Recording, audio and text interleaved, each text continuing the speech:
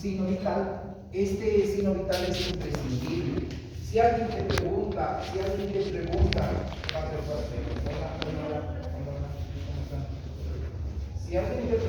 ¿para qué se toma la presión arterial? ¿Qué tienes que responder? ¿O no hemos hablado de eso todavía? Ya, la presión arterial es importante como signo vital y se toma para evaluar la salud cardiovascular. Ojo con esto. ¿Qué es lo que hace atiendan por favor? Evalúa la salud cardiovascular. Entonces, cuando yo tomo una presión arterial, cuidado que respondan. ¿Y para qué sirve tomar la presión? Te van a preguntar. Cuidado que respondas para ver si está bien o está alta o baja tu presión. Eso no es respuesta. Peor de una persona que ya está estudiando para medicina. Así que cuidado que respondas eso. ¿Para qué tomas la presión arterial y para qué sirve tomar la presión arterial? Porque evalúa la salud cardiovascular. Cuando hablo de evaluar la salud cardiovascular, paso a paso. ¿Ya? Estoy indicando de que sirve para evaluar la salud del corazón y para evaluar la salud de los vasos sanguíneos. Así de simple. Por eso se llama cardiovascular. Si tu presión está alta, ¿sí?, daña el corazón a la larga. Si tu presión está alta, dañan los vasos sanguíneos a la larga. Si tu presión está baja, los tejidos no se irrigan correctamente, porque la presión es un elemento importante para lograr la irrigación. ¿Ya? Lograr la irrigación. ¿Qué significa? Gracias a la presión se irrigan los tejidos. Gracias a la presión se irrigan los tejidos. Eso quiere decir que esté alta o baja la presión, afecta a los tejidos. ¿Ya? Ahora, cuando hablo de la salud cardiovascular es del corazón y los vasos, pero aquí todos los tejidos tienen vasos. O sea, ¿qué quiere decir? Vasos sanguíneos. Entonces, va a arruinar y va a dañar todos los vasos sanguíneos de los tejidos. En este caso, por ejemplo, uno de los más importantes, los riñones. Por eso que el paciente que tiene hipertensión se dañan los riñones. ¿Ya? Un paciente que tiene hipertensión se dañan todos los órganos, el corazón, los riñones y los vasos sanguíneos también. ¿Ya? En este caso, se daña la retina del ojo, ¿ya? Porque tienen pequeños vasos. ¿Listo? Entonces, bueno, esos elementos son importantes. Entonces, nunca o sea, cuando te pregunten para qué sirve tomar la presión arterial, vas a responder eso. ¿Sí? Evalúa la salud cardiovascular y no es bueno ni que esté alta ni que esté baja y esos elementos. Bien, ahora, ¿cuánto es la presión arterial normal? La presión arterial normal debe ser menor a 120/80 milímetros de mercurio. No es 120/80, 10 milímetros de mercurio. ¿Estamos? Vuelvo a repetirte. Si alguien te pregunta, ¿y cuánto es la presión arterial normal? La respuesta es, y te voy a preguntar yo, y el libro dice, menor a 120/80. Eso quiere decir que los pacientes que tienen 120/80 o más, ya es un valor que no es tan normal. ¿Estamos? Entonces, estos elementos. Ahora, la presión arterial se va a tomar de dos formas. La anterior vez les había dicho de forma ¿qué? Directa y de forma ¿qué? Indirecta. Ojo con esto, es pregunta de examen hasta en residencia médica. De forma directa casi nunca vas a tomar, esto olvídate. ¿Qué es esto? El método directo es invasivo. ¿Qué significa? Se ponen sensores al sistema vascular, etcétera, etcétera, etcétera. ¿Ya? Y esos sensores son pues a través de los vasos sanguíneos que deben entrar. Entonces, para nada, este no vamos a utilizar. Pasa, ¿está bien? Pues no. Espera. Aquí le pongo ¿ya? Entonces, de forma directa no vas a tomar la presión arterial y casi nunca se hace, ¿ya? Salvo que estés en terapia intensiva, no sé, dependiendo de la situación. Ahora, de forma directa, tú vas a tomar la presión con primero un elemento que se llama un tensiómetro, ¿ya? O esfigmomanómetro que llaman, tensiómetro. El tensiómetro debe ser aneroide. El médico utiliza tensiómetro, aunque me vas a decir, pero doctor, yo he ido al laboratorio con mi abuelito y he agarrado su tensiómetro digital. Es posible, ya, por hacerse a los artistas el médico o algo por el estilo. Pero un detalle, la presión arterial tomada con tensiómetro digital no es tan segura. Así les voy a decir, por eso que esos tensiómetros están solo programados, quieren tomar, no programados, fabricados para civiles, no es para nosotros que somos médicos. ¿Ya? El médico debe saber auscultar la presión, ¿ya? Y palpar la presión. Por eso esos métodos que la anterior vez también les he dicho. ¿Sí? Para tomar la presión indirecta también necesitas un estetoscopio. ¿Sí? El estetoscopio es el otro elemento importante para tomar la presión, ¿sí? Y necesitan tener en cuenta estos aspectos. Ahora, ¿cuáles son los métodos para tomar la presión? De forma indirecta, ojo que es pregunta de examen. El primer método es el oscilatorio. ¿Sí? Es el primer método para tomar la presión arterial.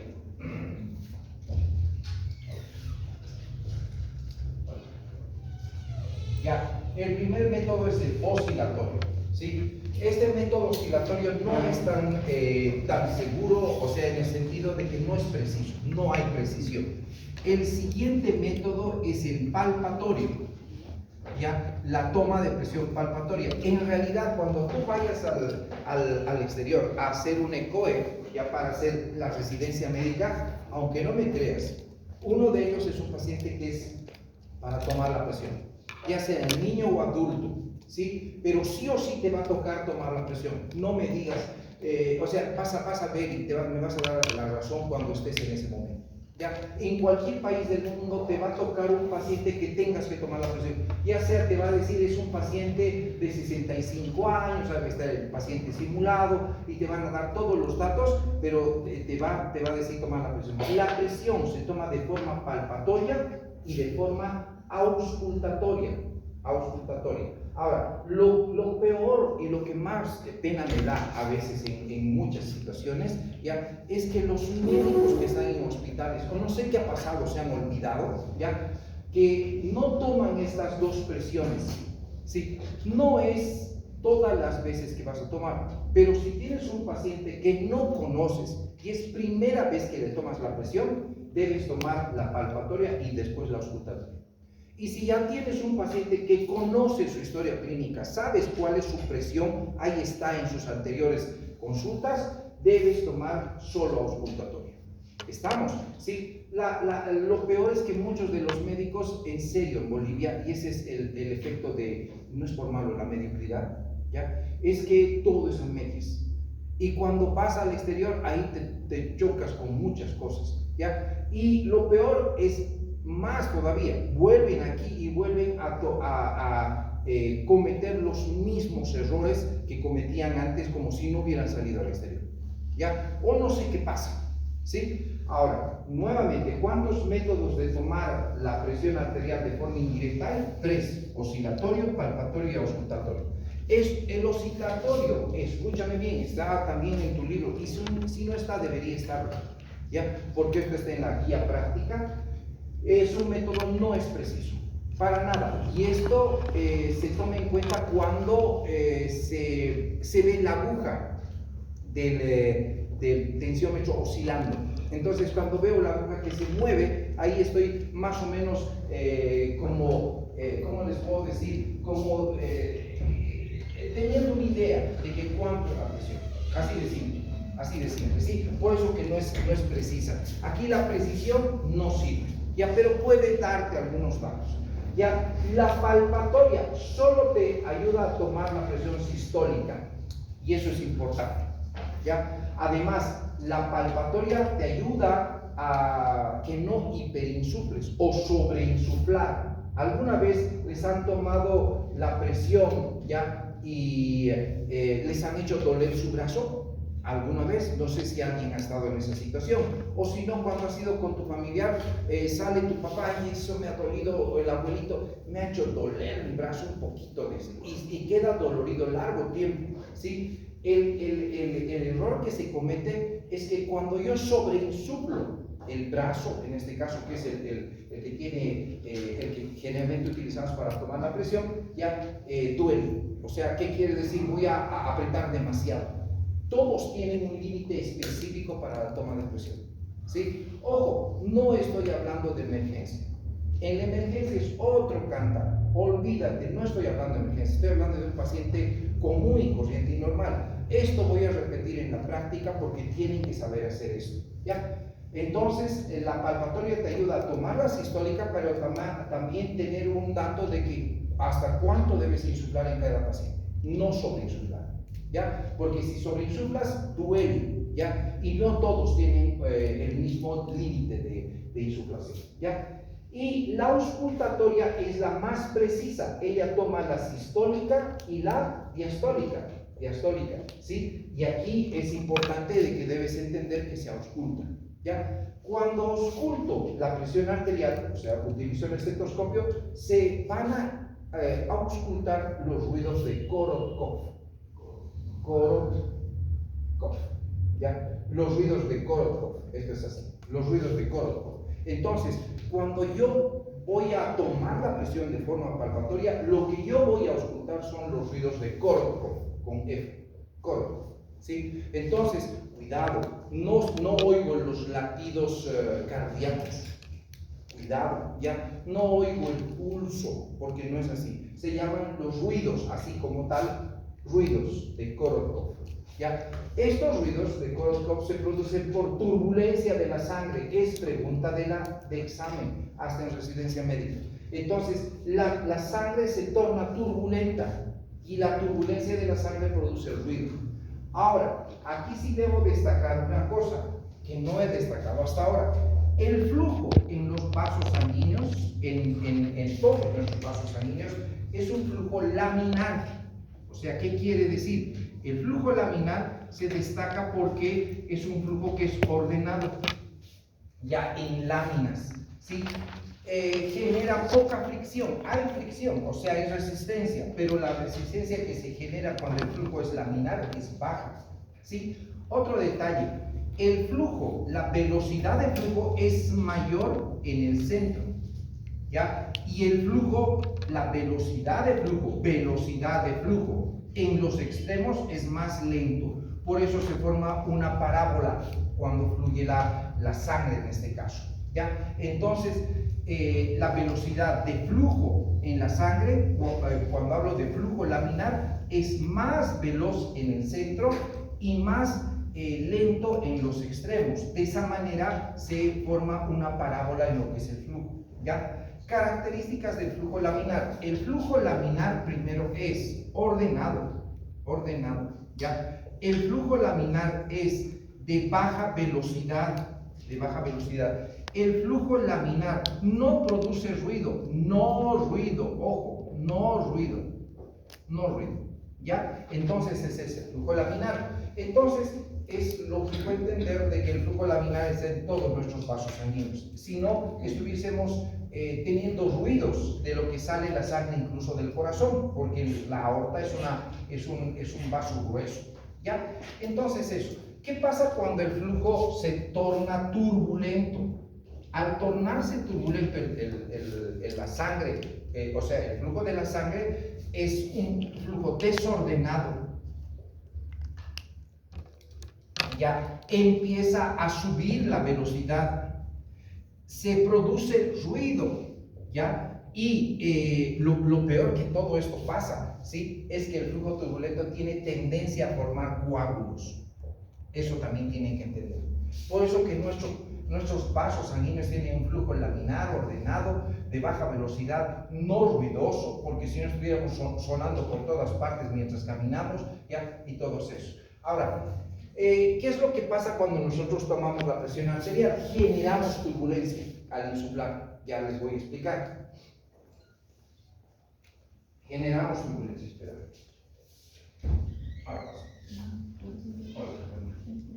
Bien, se genera turbulencia y esos son los ruidos de Korotkoff que se van a auscultar, que después les voy a explicar. Bien, hasta aquí si hay alguna pregunta me dicen. ¿Sí? ¿Estamos? Bien, entonces no hay preguntas. ¿Cuánto es la presión arterial? Les he dicho que van a responder. ¿Cuánto debe ser? Menor a 120, no es 128.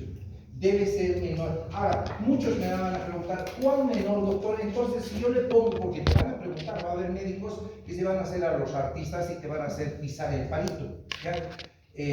Lo que te voy a decir es lo siguiente, ¿cuál menor? ¿Sí? O sea, si el paciente tiene 60 sobre 40, ¿está bien que eso es menor? ¿Está bien? Te va a decir no. ¿Sí? La presión arterial debe ser 120, menor a 120/80, siempre y cuando no se afecte la estabilidad vascular, o siempre y cuando no haya datos de hipotensión, mejor dicho. ¿Ya? ¿Cuáles son esos datos de hipotensión? Que el paciente tenga mareos, tenga somnolencia, esas cosas. Entonces, mejor si tienes una presión baja. Por ejemplo, si tu presión es 90-60 milímetros de mercurio, mejor que tener 160. O mejor que tener 110/70, mucho mejor. Cuanto más baja la presión es mejor, porque así el corazón no hace mucho esfuerzo y tu corazón te va a durar años de años, así de simple. ¿Ya? Entonces, la presión arterial normal debe ser menor a 120/80 siempre y cuando no haya datos de hipotensión. ¿Ya? Después vamos a hablar eso en fisiopatología, no conmigo, con su docente de fisiopatología. ¿Sí? ¿Cuán menor? Mientras no haya datos de hipotensión. ¿Listo? Entonces, no se olviden. Ahora, voy a tratar, escúchenme bien, voy a tratar de pedir permiso a los jefes. No sé si estuviesen de acuerdo de un día ir a hay una comunidad, que yo no trabajo en esa comunidad, pero sí mi esposa, porque trabaja con los curas de Merinol, los padres de Merinol. Esa comunidad es arriba de Turquía, ¿sí? Y se va a hacer una feria, indudablemente, además de salud. Podemos ir a hacer una feria de salud y ustedes pueden ir a tomar la presión, hacer datos antropométricos, peso, talla, dar algunos consejos en lo que es salud, prevención, esas cosas, quizás como grupo para empezar. No sé si estuviera para que yo pueda hablar con el director y que nos dé ese permiso. Lógico, tiene que ser un día que no altere su, ¿cómo les puedo decir? La parte académica. Eso podría ser un sábado en la mañana, o si es que no tienen clases, o si no un domingo. No sé si están de acuerdo, ¿no? ¿Qué pasa? Siempre he hecho, no crean que no, cuando Univalle me iba a Punata, me daban el bus de la Univalle y nos íbamos con mis grupos y nos íbamos a armar, nos daban nuestros taguímetros, pesa, tomábamos presión arterial, hacíamos prevención y como son gente que incluso habla quechua y todas esas cosas, muchos están obligados a quizás tratar de entender. Esa es la real práctica médico-paciente y no es simulado, es de verdad. ¿Me entienden? Entonces podemos hacer eso si están de acuerdo, para que yo pueda pedirles también a los directores de esa situación que nos den permiso y todo eso. No sé. Bien, vamos a hablar eso en otro, pero ya está puesta en la mesa esa opción. ¿Ok? Bien, las ferias de salud son interesantes porque ahí ustedes empiezan a practicar. Bien, ¿alguna pregunta sobre lo que es la presión arterial? ¿Ya? Bien, ahora, ¿dónde se toma la presión arterial? Y vamos a ver algunos detalles más de la presión arterial. Sí, la presión arterial se toma principalmente en el brazo, ya en el brazo. Ahora, muchos de ustedes y muchos de los médicos, no es por malo, los médicos le van a decir, ¿qué brazo? ¿Izquierdo o derecho? Sí, la respuesta es cualquiera, por el momento. Cualquiera, sí, pero el doctor o el doctor que se va a hacer a los artistas en el hospital te va a decir siempre el izquierdo. ¿Y por qué el izquierdo? Porque está más cerca del corazón. Hay algo de cierto, pero no es totalmente. ¿Ya? Les voy a mostrar los protocolos de toma de presión arterial internacionales. ¿Ya? Y no son los protocolos que el doctor Salvatierra se ha inventado, como algunos de mis estudiantes les habían comentado este año. Eso le debe gustar a tu docente. Yo les he enseñado el protocolo, han visto los videos, ¿sí? No es que me guste, es lo que debería hacer todo médico en todas partes del mundo. Y aquí en Bolivia nomás hacemos lo que nos da la gana, como dicen Bolivian style, al estilo boliviano, pero no es así. Ya, el mundo gira a otro nivel. Cuando tú vayas al exterior, y espero que todos los que vayan traigan ese conocimiento aquí, pero de verdad académico, ¿sí? para mejorar nuestra academia en Bolivia, ¿sí? Entonces vas a ver que esto se maneja en todo el mundo. ¿Puedes tomar la presión en cualquier brazo? Sí, puedes hacerlo. ¿Cuál es la diferencia de los dos brazos? Alrededor de unos 5 milímetros de mercurio, máximo. Entonces, no hay gran diferencia de la presión arterial entre el brazo izquierdo y el brazo derecho, ¿sí? Puede que los libros te digan un poquito más. Necesito esto darte en esta parte teórica, porque en la práctica voy a hacer esto práctico, ¿sí? Y les voy a mostrar los videos, van a ver, se van a convencer y nada más. Y después vamos a practicar, ¿sí? Ahora, esto primero. Segundo, ¿dónde se puede tomar la presión arterial? Se puede tomar la presión arterial en la muñeca.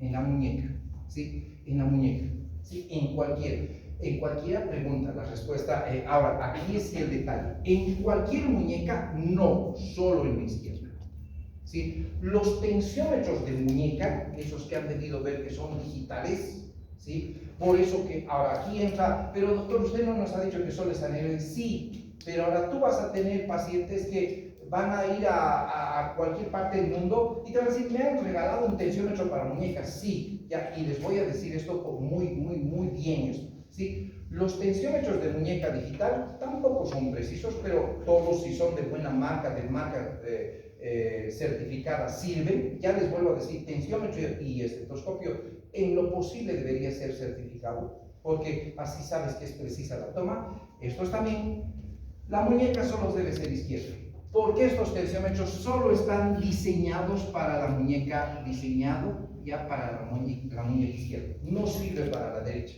Eso quiere decir, si este tensiómetro de muñeca yo quiero tomar aquí, no sirve, no está diseñado para eso, solo es para la muñeca izquierda. Y eso es para que enseñes a tu paciente. He tenido varios pacientes y uno de ellos era uno de los curas, o sea, de estos padres del Merinol. Él era americano, ¿ya? Pasa. Él era americano, ¿sí? Y el hipertenso, y años de años había tomado la presión arterial en cualquiera de las dos muñecas, y tomaba en el derecho, en el izquierdo y todo eso, y no habían tenido la delicadeza, esa es la verdad, de enseñarle a ese paciente de que solo esos están diseñados para la muñeca izquierda. Ojo con eso, ¿ya? ¿Dónde puedo tomar la presión arterial aparte del brazo y la muñeca? Puedo tomar la presión arterial en el muslo, ¿ya? ¿Dónde se ausculta? En el hueco popliteo. ¿Dónde se ausculta en el brazo? En el pliegue del codo, ya vamos a ver, ¿ya? En el muslo puedo tomar la presión. Este se toma de forma aneroide, porque son mangos especiales. Puedo tomar la presión arterial en la pierna, ¿sí? En cualquiera de las, pero el paciente en realidad debe estar echado, no puede estar parado, ¿sí? En la pierna. ¿Y dónde se ausculta? En el pulso pedio. Ya vamos a intentar, si hay alguna, aunque no todos, o sea, no pueden venir con sandalias a las prácticas, pero a veces podemos tomar la presión. Alguna vez ha venido alguien con algún zapatito o algo así suelto, entonces se puede tomar la presión en el pulso, en la pierna, y auscultar el pulso pedio. ¿Ya? Lógico, hay diferencias, hay esta presión y este lugar es donde mejor y no donde se debe tomar la presión, ¿ya? Después voy a hablar de las partes del tensiómetro del estetoscopio en la práctica, aunque ya he empezado a ver por un grupo. Ya sabes, debes saber bien las partes de un tensiómetro de un estetoscopio. No puedes no saber, igual que el electrocardiograma, ¿ya? ¿Qué es un electrodo? ¿Qué son cuáles son los electrodos de sus? Todas esas cosas. Bien, hasta aquí. ¿Hay alguna pregunta? Me dicen. Entonces, ¿dónde puedo tomar la presión? En el brazo, en la muñeca, en el muslo, en la pierna, ¿sí? Nada más. Así que estos son los lugares, ¿sí? No te olvides que siempre es tensiómetro aneroide en lo posible, ¿ya? Otro elemento importante a destacar: cuando yo tomo la presión arterial, ¿qué es lo que ausculto? Ya se me ha olvidado. Ya se han olvidado, eso es lo peor.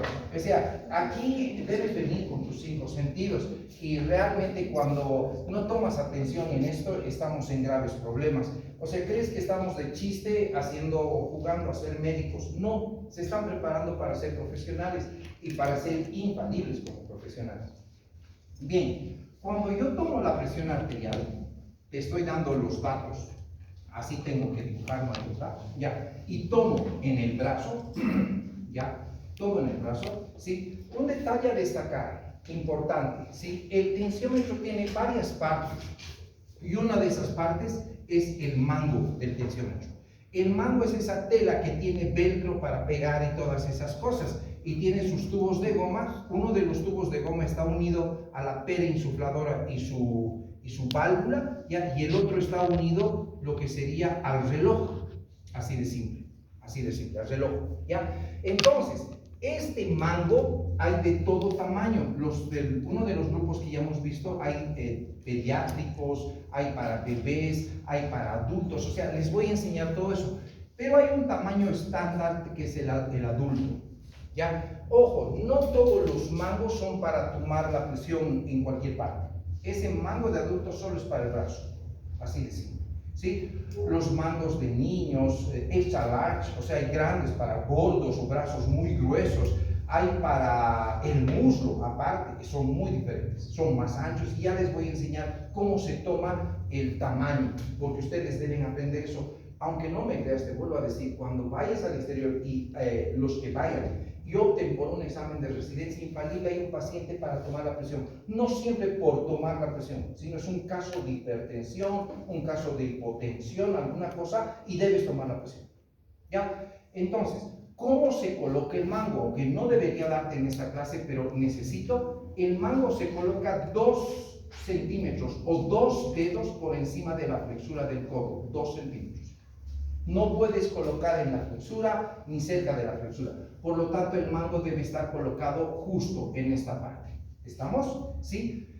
Segundo, cuando yo te digo que tomes la presión arterial, ¿sí? La presión arterial es importante que entiendas, se toma de forma palpatoria y auscultatoria. ¿Qué te he dicho de forma palpatoria? La primera vez que tomes a tu paciente la presión arterial y no conozcas al paciente, debes hacerlo de forma palpatoria, así de simple, ¿sí? Ojo con esto, ¿sí? No es mi gusto. Cuidado que crean que es el gusto del doctor Salvatierra. Es lo que se hace. He visto, he ido a ver personalmente esto en otros países. Solo a ver esto, cómo hacen los ECOES y todas esas cosas, ¿sí? Y sí se toma y es así. Y en los protocolos de los ECOES, que tengo los libros para eso también, para demostrarles, siempre se toma de forma palpatoria. Si no conoces al paciente y es tu primera vez. ¿Ya? ¿Para qué? Primero, para detectar la presión sistólica, y segundo, para no sobreinsuflar, ya saben, ¿ya? Entonces, cuando tomo de forma palpatoria no necesitas tensiómetro, no necesitas estetoscopio, solo tensiómetro. Pero lógico, para tomar la presión ya sabes que debes tomar de forma palpatoria y auscultatoria, de las dos, ¿ya? Ahora, un detalle importante, lo primero que debo destacar, cuando yo insuflo, ya insuflo el tensiómetro, lo voy a poner a este lado, que no debería, pero voy a insuflar el tensiómetro, ya, ahí está, ¿sí? Ahí está el reloj, ¿sí? Cuando yo insuflo el tensiómetro, debo insuflar hasta que desaparezca el pulso. Entonces, por eso se llama palpatoria, debo aprender a palpar el pulso. Entonces, ¿qué hago? Mira lo que estoy haciendo, ¿sí? Empiezo a insuflar y estoy palpando, ¿qué? El pulso, ¿ya? Al insuflar, ¿sí? Voy a detectar a qué nivel desaparece el pulso, ¿sí? Por eso se llama palpatoria, debo palpar el pulso. Entonces, impongo el mango e insuflo, no me pongo estetoscopio. Y estos son los 2 procedimientos que debes hacer en los ECOES conmigo, que van a hacer en práctica, y desde este año se está estandarizando para todos los docentes de práctica. Por lo menos el doctor Mendoza ha mandado a todos los de práctica y deben obligado a hacer los 5 ECOES que les he mandado a ellos para hacer en todos sus grupos, ¿ya? Y es estandarizado. ¿Qué quiere decir? Tienen la obligación de hacerlo. Entonces, ¿qué hago? Palpo el pulso e insuflo. ¿Hasta qué punto insuflo les he dicho? Hasta que desaparece el pulso. Desaparece el pulso, estoy viendo el reloj, estoy viendo a qué nivel desaparece, ¿ya? Por ejemplo, 100 milímetros de mercurio, wow, ha desaparecido. Y esto es rápido, esto no tarda más que unos cuantos segundos, ¿sí? De lo que desaparece el pulso hay que insuflar 20 a 30 milímetros de mercurio más. O sea, por decirte, si desaparece el pulso en 100 milímetros de mercurio, debo insuflar hasta 120. Quizás 30, pero 120. Nada es así preciso matemático, pero debo insuflar 20 a 30 milímetros de mercurio más de lo que desaparece el pulso. Por eso es presión palpatoria. ¿Ya? Ahora, entonces, ¿qué estaba haciendo? Nuevamente repito, les voy a enseñar, pero esto es solo teoría. ¿Qué hago? Palpo el pulso antes de insuflar y empiezo, ¿qué? A insuflar. Insuflo hasta que desaparece el pulso. De lo que desaparece, por ejemplo, puede ser 100, 120, 150, no sé a qué número desaparecerá, debo insuflar 20 a 30 milímetros de mercurio más. ¿Ya? ¿Y qué hago después? De ahí desinsuflo, suavito. ¿Cuánto se desinsufla? La respuesta es de 2 a 3 milímetros de mercurio por segundo. Todo eso vas a aprender, no te preocupes. ¿Ya? Aunque hay tensiómetros que ya tienen esta desinsuflación, ya la tienen, ¿cómo les puedo regular? Por ejemplo, los tensiómetros que yo manejo, su válvula ahí es automática, entonces se desinsufla esa velocidad, no tienes que estar controlando. Pero bueno, después vamos a hablar. Entonces, ¿qué hago? Parco el pulso, insuflo hasta que desaparece el pulso. En todos no desaparece en el mismo número. Puede desaparecer a 90. Pregunta, si el pulso desaparece a 90, ¿hasta cuánto insuflo? Hasta 110. Si desaparece en 80, ¿hasta cuánto insuflo? Hasta 100, 110 también, o sea, 20 a 30 más. Si desaparece en 160, ¿hasta cuánto insuflo? Hasta 180. Entonces aquí no es que el médico te diga, insúflale lo que tú te dé la gana. Por ejemplo, que ella tenga una presión de 90-60, esa es su presión arterial, milímetros de mercurio. Esta es su sistólica, esta es la diastólica. ¿Ya? Entonces, un detalle importante, no le voy a insuflar hasta 160, como dicen ellos. Solo tendré que insuflar hasta 110, 120. ¿Por qué hasta 160? Le va a doler su brazo. Y peor, voy a tener graves complicaciones, graves errores de lectura, porque el tejido se resiente aquí, los vasos sanguíneos. Esto no es insuflar porque te dé la gana arbitrariamente al número que te dé la gana. ¿Ya? Por eso se toma primero la presión, ¿qué? Palpatoria. Una vez que he insuflado y he subido los 20 a 30 más, lo que hago es desinsuflar y vuelvo a observar a qué nivel vuelve a aparecer el pulso. Porque hemos insuflado hasta que desaparezca, ¿correcto o no? Y nuevamente, ¿qué es lo que hago? Desinsuflo hasta que aparezca. Entonces, ¿para qué hago eso? Desinsuflar a 2 a 3 milímetros de mercurio por segundo hasta que aparezca, para confirmar en qué momento ha desaparecido.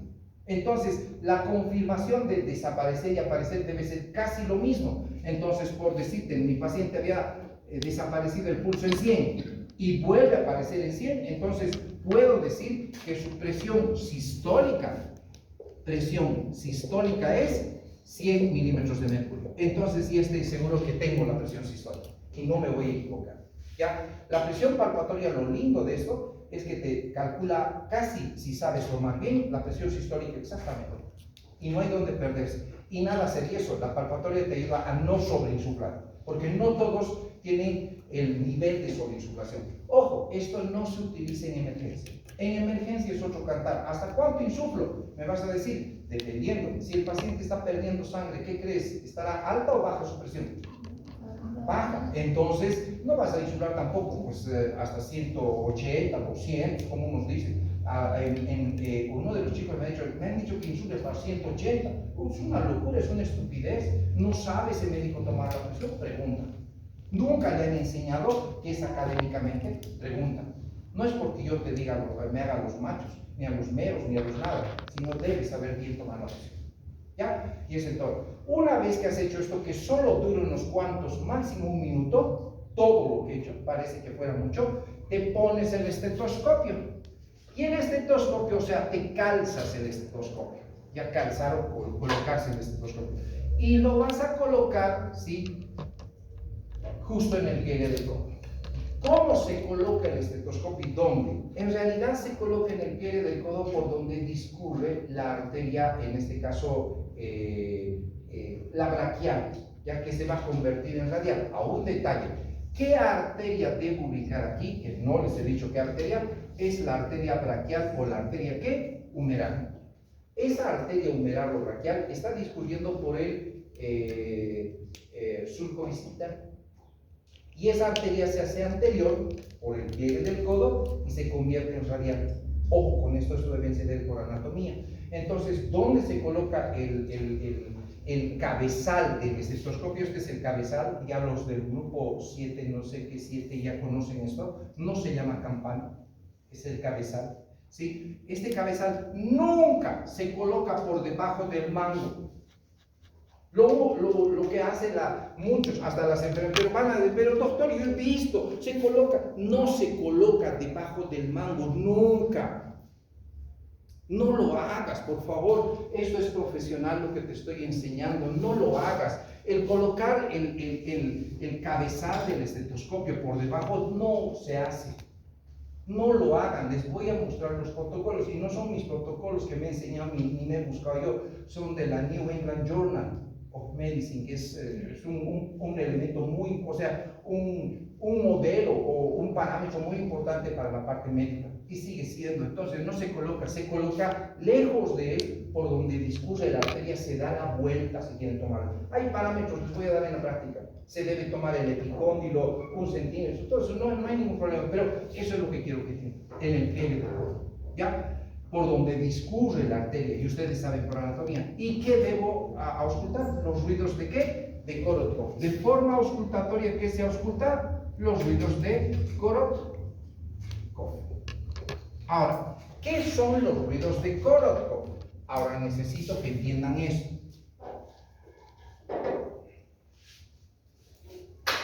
Mira, cuando yo tengo la arteria, ¿y qué te he dicho que se hace en la arteria? Que se insufla hasta que desaparezca ¿qué?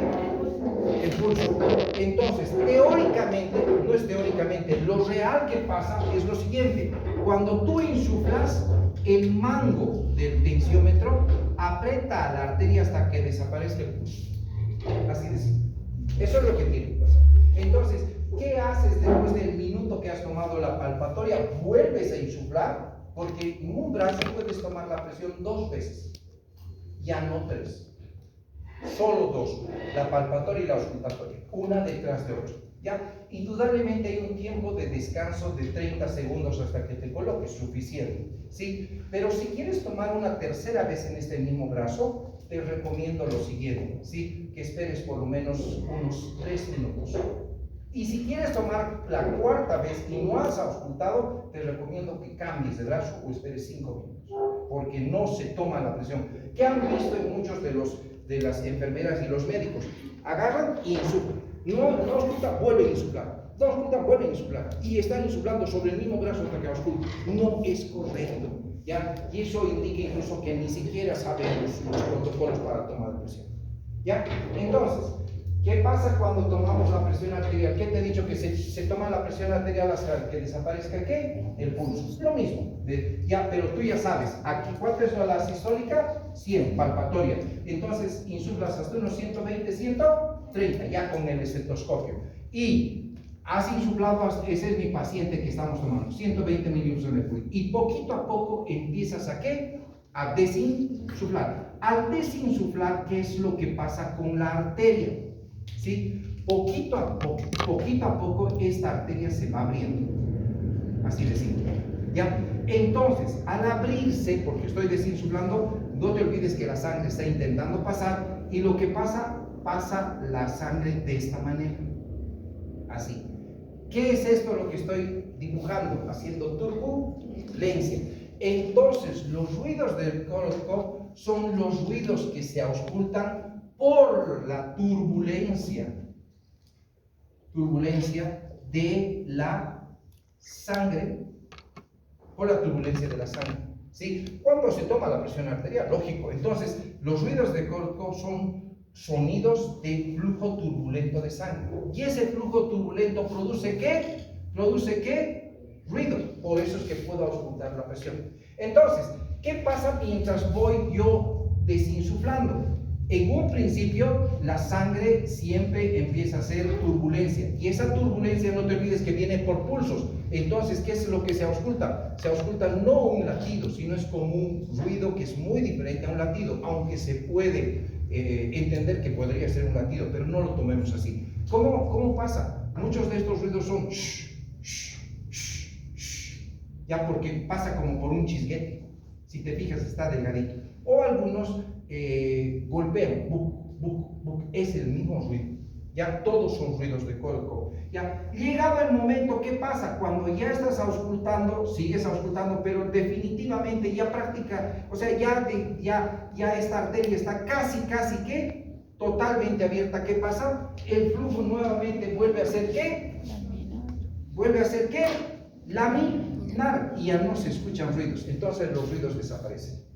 ¿Ya? Ahora, un detalle importante: el primer sonido que auscultas al tomar la presión arterial, o sea, vas a escuchar varios ruidos mientras estás auscultando, ¿correcto? Mientras estás tomando la presión y auscultando, al principio hay ¿correcto?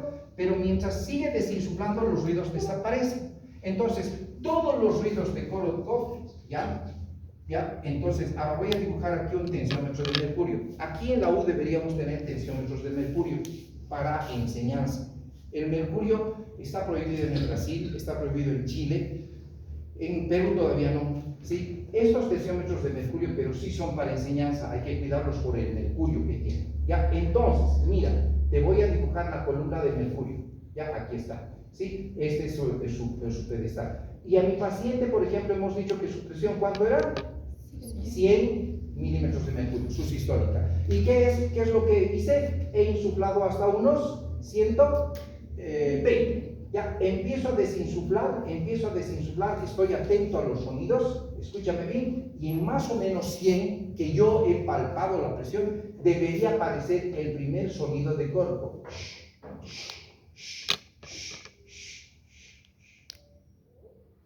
Silencio.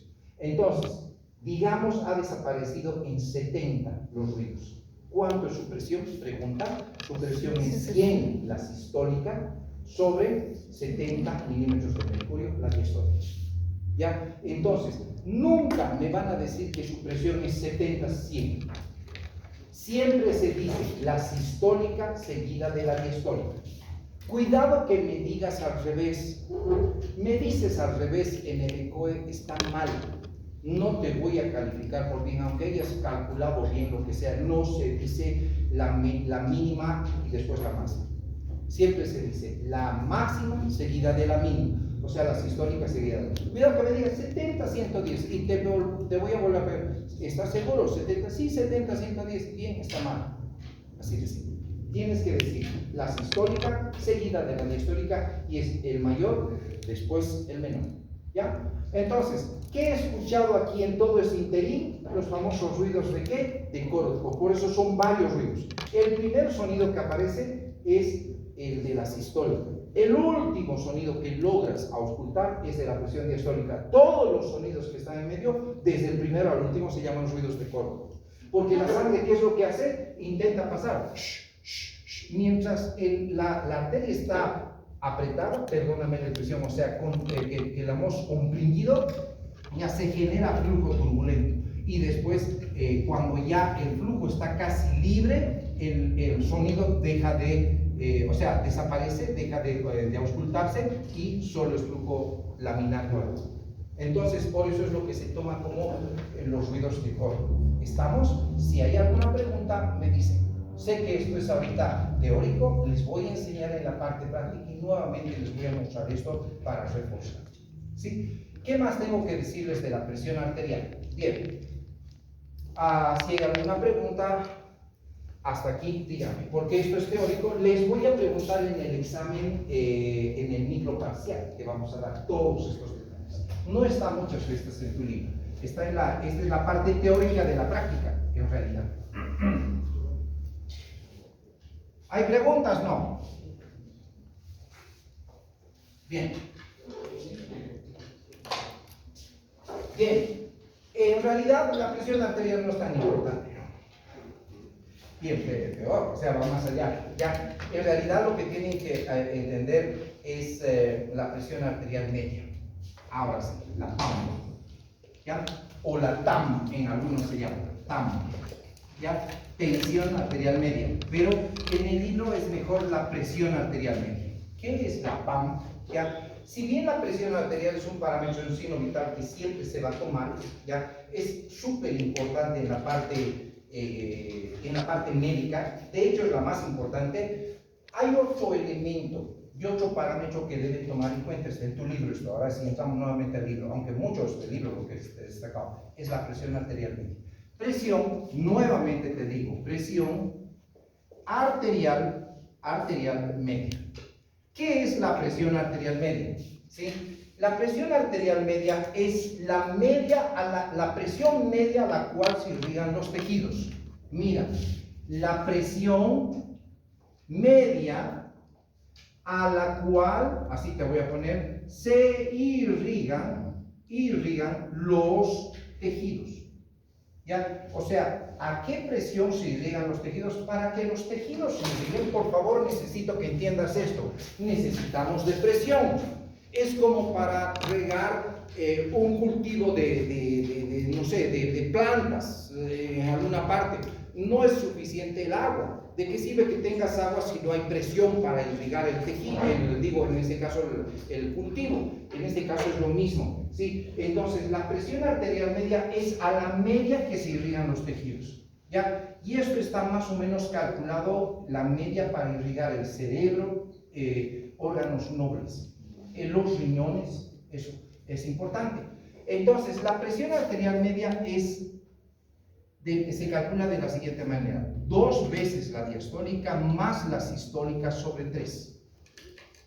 2 veces la presión diastólica más la sistólica sobre 3. ¿Ya? Así es como se calcula la presión arterial media.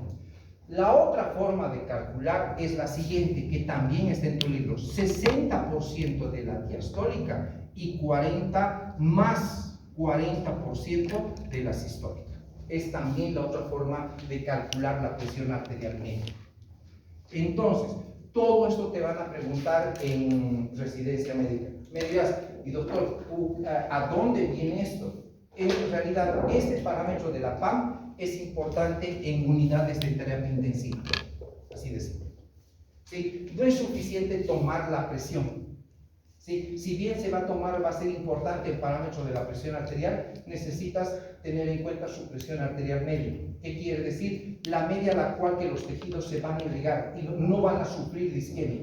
Entonces, la presión arterial media aproximadamente es de unos 93.3 milímetros de mercurio. En un paciente que tiene una presión entre, digamos, 100, 110, 115 de presión sistólica, y un paciente que tiene un promedio de 70 a 79 de presión diastólica. ¿Ya? La presión arterial media es un promedio de 93.3 milímetros de mercurio. ¿Ya? Cuidado en el examen. Cuidado que yo te ponga en el examen y te diga: la presión arterial media se calcula sumando la diastólica más la sistólica sobre 2. Eso no es la presión arterial media. Ojo, la presión arterial media es 2 veces la diastólica más la sistólica sobre 3, o la presión arterial media se calcula 60% de la diastólica, 40% de la sistólica. ¿Por qué creen que es así? ¿Alguien tiene alguna idea?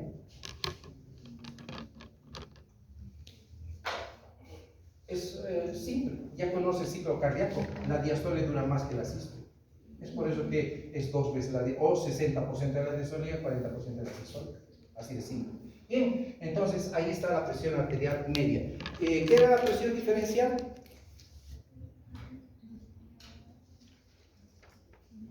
¿Qué era la presión diferencial? ¿Se acuerdan? Ya se han olvidado, ya se han olvidado. La diferencia de la presión sistólica y la diastólica. Bien, ok, espero que se vaya acordando, porque ahora sí viene lo real, que es más complejo. Bien, seguimos. Para terminar este capítulo debo hablar de las venas. Ya, las venas es el otro paso importante que debo destacar con ustedes. Las venas. ¿Qué debo hablar de las venas? Primero, las venas son vasos muy distensibles, o sea, al ser distensibles, necesito que entiendan, son vasos que tienen alta capacitancia, distensibles y alta capacitancia, ¿ya? Entonces, no te olvides que esa capacitancia se mide de la siguiente manera, o complacencia. La complacencia o complianza de las venas es la siguiente, es la distensibilidad por el volumen, ¿se acuerdan? Entonces, las venas, ¿cuántas veces son más distensibles? 8. Por 3 veces más el volumen, tiene una capacitancia de 24. ¿Ya? Por lo tanto, ¿dónde está la mayor cantidad de sangre en el sistema? En las venas. ¿Estamos hasta ahí? ¿Ya? Por su distensibilidad. Ahora, un detalle importante de las venas. Entonces, ellas contienen la mayor cantidad de sangre de todo el sistema, ¿sí? Otro elemento importante es a destacar lo siguiente, ¿sí? ¿Dónde llega la sangre venosa? ¿Dónde llega la sangre venosa? Pregunta. ¿Dónde llega la sangre venosa? ¿Sí? Entonces, la respuesta sería ¿dónde? A la aurícula. A la aurícula derecha. Ojo con esto, sé por qué les estoy dando, ¿ya? Entonces vamos a dibujar así, ahí está, ¿sí? Entonces, la sangre venosa va a llegar a la aurícula derecha, ahí está, esta es la sangre venosa, ¿sí? La sangre, ojo que estoy hablando del circuito sistémico, no me interesa el pulmonar todavía, ¿sí? Porque el pulmonar es otro cantar, y yo diría que es igual de importante como este, ¿sí? Entonces, esta sangre, ¿de dónde está proviniendo? Pregunta, de los tejidos. Ahí está, y aquí te lo voy a dibujar esto. Esa es la otra, lo estoy poniendo así. Bien, hay un detalle, ¿sí? No te olvides que la sangre fluye por diferencia de presión. ¿Con cuánto de presión sale del corazón la sangre? Con unos 120, le vamos a poner como 120, o sea, siempre se maneja eso. Sé que es menor, pero lo ponemos. ¿Y qué pasa? A medida que va discurriendo por este sistema, ¿con cuánto de presión llega a la aurícula derecha? 0. Muy bien, espero. Los que están ubicados están bien. Una cosa sí quiero destacarles, ¿ya? Todo lo que te estoy enseñando es para los capítulos del más adelante, ¿sí? Lastimosamente, ¿qué pasa? A veces, les voy a ser franco, a veces doy clases privadas. Ya ahorita estoy con unas chiquitas que están en Fisio 12 en otra universidad, ¿sí? Y no tienen la preparación de Fisio 1, así de simple. Entonces, ¿qué pasa? Llevo los conceptos estos para hacerles entender, por ejemplo, digestivo, ayer estaba hablando, ¿ya? O estábamos hablando de otros temas más, ¿sí? Pulmonar. ¿No entiendes esto? Es difícil entender el resto. Por eso es lo básico para entender los temas de más adelante. Así que te ruego tomar atención. Entonces, ¿sí? ¿Cuánto es la presión de la aurícula derecha? 0. ¿Sí? ¿Qué pasaría? Pregunta para ustedes. ¿Qué pasaría? No te olvides que entonces todo va por diferencia de presión. ¿Ya? Otro detalle importante que debes entender. La presión de la vena cava en este caso inferior. La superior, porque la superior no pasa nada, es por la gravedad cae la sangre al corazón. ¿Ya? Pero la vena cava, en este caso inferior, recoge esa sangre de todo este sistema, ¿sí? Entonces, la vena cava inferior tiene una presión de unos 5 a 7 milímetros de mercurio, ¿ya? Entonces, por ejemplo, en la vena porta, la presión es de 9 milímetros de mercurio. Entonces, aquí, por ejemplo, estuviese el hígado, ¿ya? Entonces, todo va de donde hay más a donde hay menos, y así se establece el flujo, un detalle. Ahora, pregunta para ustedes, ¿sí? ¿Qué pasaría, y aquí he puesto el hígado porque sí me interesa esto, poner aquí, ¿ya? ¿Qué pasaría si por alguna razón aquí hubiese una estrechez de válvula? O sea, una válvula estenótica. ¿Qué pasaría? Pregunta para ustedes, ¿ya? ¿Qué pasaría con esta sangre venosa dentro de este circuito? Y estamos hablando ahorita de sus presiones. ¿Qué pasaría? ¿Qué disminuye? La sangre, pregunta, ¿por qué va a disminuir la sangre? ¿Acaso hay sangrado? ¿Qué va a disminuir? ¿Qué va a aumentar? En realidad, ¿Qué pasaría si aquí hubiese un impedimento al flujo para que la sangre pase de aurícula a ventrículo? La presión en la aurícula derecha va a aumentar, ¿sí o no? Si aumenta la presión en la aurícula derecha, por lógica, estas presiones también, ¿qué van a hacer? Van a aumentar. Al aumentar las presiones en el circuito venoso, ¿qué va a pasar? No te olvides que estos vasos sanguíneos son distensibles. La distensibilidad, ¿qué va a pasar con este circuito? Va a aumentar y va a haber una especie de estancamiento de sangre, ¿correcto o no? ¿Por qué? Porque aquí hay un impedimento a que la sangre pase fácilmente de la aurícula al ventrículo, una estenosis valvular, en este caso tricúspide. ¿Estamos? ¿Sí? Ahora, ¿qué pasa si aumenta la presión en el circuito venoso? Si aumenta la presión en el circuito venoso, la tendencia es que haya edema, y este edema es periférico. Por eso que los pacientes que tienen insuficiencia cardíaca derecha, alguna alteración valvular en el lado derecho, en este caso les he hecho fácil, primero les he puesto la estenosis. Entonces, estenosis es que la válvula no se va a abrir bien. Entonces, ¿qué pasa? La sangre va a pasar con dificultad. Al pasar con dificultad, la presión va a generarse por detrás. Esa presión va a repercutir hacia el circuito por detrás también, lo que va a hacer que aumente la presión venosa. ¿Ya? ¿Qué va a hacer mi paciente? No te olvides que te lo he dibujado aquí, ¿a quién? Al hígado. El hígado también se va a congestionar. De hecho, cuando hay algún trastorno del corazón derecho, hay congestión venosa, ¿sí? Congestión venosa. Y esa congestión venosa se puede traducir en edema periférico, en edema o congestión hepática y muchos otros detalles más. Ya, ingurgitación yugular, que ya vamos a ver. ¿Estamos? Entonces, vuelvo a repetirte ahora, voy a quitar la estenosis y voy a poner a este paciente que tiene insuficiencia cardíaca derecha. ¿Qué significa insuficiencia cardíaca derecha para ustedes? ¿Qué significaría? Que el corazón derecho no bombea como debería bombear la sangre. Entonces es insuficiente y no puede mandar la sangre hacia adelante, la sangre se estanca, se congestiona en el circuito venoso. La congestión, ¿qué significa? Aumento ¿de qué? De la presión en el circuito venoso. Esa congestión, ¿en qué se traduce? Generalmente en la aparición de edemas, ¿sí? Y la congestión hepática y todo lo que es la parte venosa, ¿sí? Este aumento de presión va a repercutir en lo siguiente que vamos a hablar en el capítulo 16. Ojo con esto. Así que no te olvides de las venas y de estos elementos y quién recibe la sangre. ¿Ya? Ahora, nada sería eso. ¿Alguien conoce algún problema de circulación venosa además? ¿Alguien le conoce? ¿Alguien de ustedes ya tiene varices? ¿Cómo es? Mira, escúchame bien. Este es interesante lo que les he explicado solo antes de borrar. ¿Saben por qué? Aquí se ha congestionado ¿qué? El hígado y hay edemas, ¿correcto? Ahora, vamos a ir a los hemorroides. Las hemorroides, ¿sí?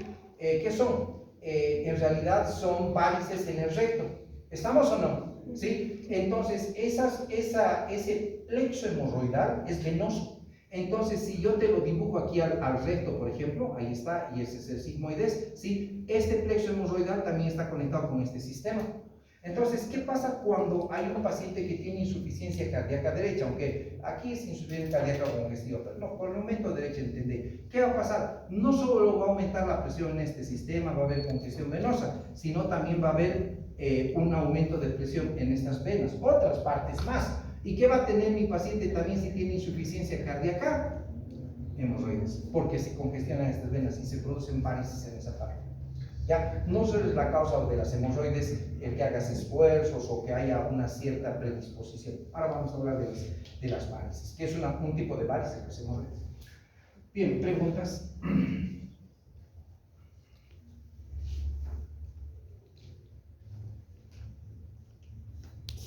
Bien, ¿alguien de ustedes tiene varices en sus miembros inferiores?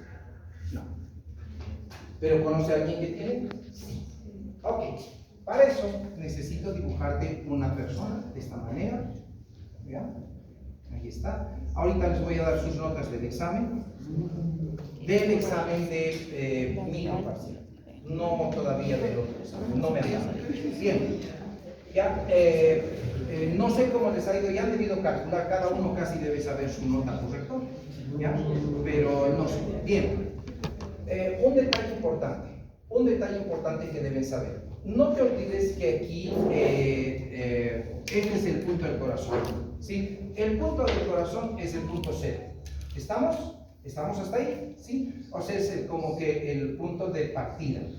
Ahora, me interesa más que todo la sangre que está por debajo que la sangre que está por encima. ¿Por qué? En el circuito venoso. Porque esta sangre que está volviendo al corazón, que está por encima, se vale de la gravedad para caer al corazón, ¿sí o no? No hay ningún problema. ¿Me entienden o no? ¿Ya? Pero, ¿qué pasa con la sangre que está volviendo al corazón? La sangre que está volviendo al corazón también está afectada por la gravedad. ¿Y qué es lo que hace? La gravedad hace que, entre comillas, tenga una fuerza de atracción hacia la superficie de la Tierra, ¿ya? Entonces, hay un detalle importante, ¿ya? Nuevamente aquí les voy a dibujar lo siguiente. Si yo tuviese un vaso, así, ¿sí? Un vaso. Y en este vaso hubiera sangre venosa, vamos a hacer de cuenta, ahí está el vaso, ¿ya? Y este es el límite del vaso. Era que lo dibuje bonito para que ustedes entiendan mejor. No se hace bonito para nada, pero voy a tratar de dibujar igualito casi, ¿ya? Entonces ahí está mi paciente, ¿ya? Y aquí voy a poner el vaso, ¿ya? Ahí está el vaso, ¿listo? Ahí está el vaso y ahí está, ¿sí? Y este vaso también tiene sangre venosa, ¿ok? Pregunta, ¿dónde sería mayor la presión en ese vaso? ¿En la superficie o en el fondo? ¿Cómo es? En el fondo. Entonces aquí va a haber más presión, ¿correcto? ¿Dónde va a haber menos presión? Aquí va a haber menos presión.